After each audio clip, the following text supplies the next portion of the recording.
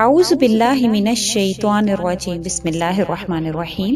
شب بارات کے جو نوافل ہیں، اس کے رات کے نوافل اور دن کے روزہ کے حوالے سے حضرت علی رضی اللہ تعالی عنہ سے مروی ہے، نبی کریم صلی اللہ علیہ وسلم نے ارشاد فرمایا ہے کہ جب شعبان کی 15ویں شب آئے تو تم رات کو قیام کرو، یعنی نوافل پڑھو۔ کوئی طریقہ کار نبی کریم صلی اللہ علیہ وسلم سے مروی نہیں ہے، تو رات کو نوافل پڑھنا اور وہ کسی بھی طریقے سے پڑھے جا سکتے ہیں، اور دن کو روزہ رکھو، اس لیے کہ اللہ تعالیٰ اس شب میں، اس رات میں جب بندہ نوافل کے لیے کھڑا ہوتا ہے تو آفتاب طلوع ہونے کے بعد تک اللہ تعالیٰ آسمان دنیا پر نازل ہوتے ہیں اور فرماتے ہیں کہ کوئی بخشش چاہنے والا ہے تاکہ میں اس کو بخش دوں، کوئی رزق مانگنے والا ہے تو میں اس کو رزق عطا کروں، کوئی مصیبت میں مبتلا ہے تو میں اس کو عافیت دوں، اور ایسے ہی اللہ کریم ساری رات فرماتے ہیں یہاں تک کہ صبح طلوع ہو جاتی ہے۔ یہ ابن ماجہ کی حدیث ہے۔ تو اس رات میں نوافل کا اہتمام کرنا، نفلوں کا اہتمام کرنا اور دن میں اس کے روزے رکھنا نبی کریم صلی اللہ علیہ وسلم سے ثابت ہے۔